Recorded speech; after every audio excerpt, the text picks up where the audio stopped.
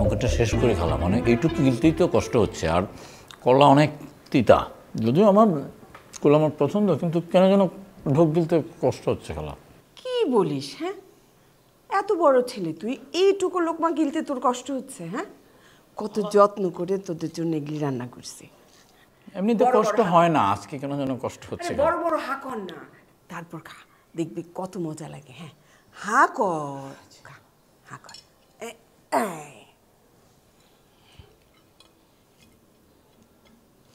এই মিষ্টি, আয় না, তুই একটু খা, অল্প করে খা।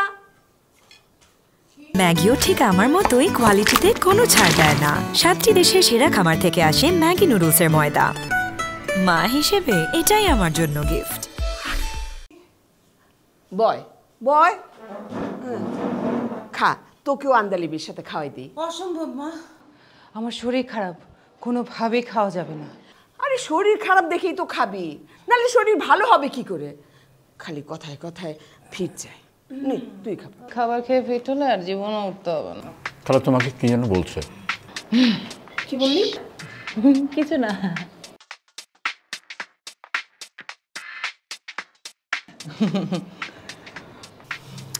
এই শোন না, আমি এবার ঠিক করে আসছি, তোদের এখানে বেশ কয়েকদিন থাকবো, তোদেরকে সুন্দর সুন্দর রান্না করে খাওয়াবো।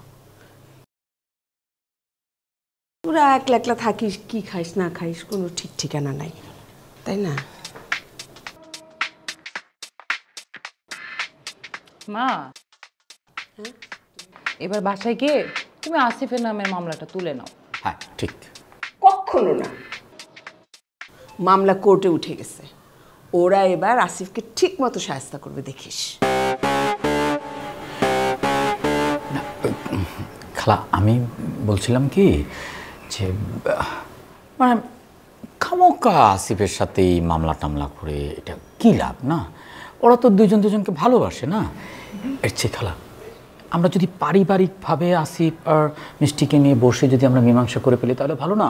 এই যে দেখো, তোমাকে কোর্ট কাচারি করতে হবে, তোমার এখন বয়স হচ্ছে, তারপর তুমি রান্নাবান্না করতে এত পছন্দ করো, আমাদেরকে খাওয়াতে পছন্দ করো, তাহলে তো তুমি রান্নাবান্না করতে পারবে না। সেটা বেটার না? দেখ, সোসাইটিতে আমার একটা মান সম্মান আছে। হ্যাঁ, সেটা তো আছে। আমি যখন একবার মামলা দিছি, এইটা আমি আর তুলতে পারবো না, কখনো না। এই মিথ্যা মামলা দেয় আমারই না আবার জেলের ভাত খাওয়া লাগে। আমি মাত্র ক্যাফে স্টার্ট আপ করলাম।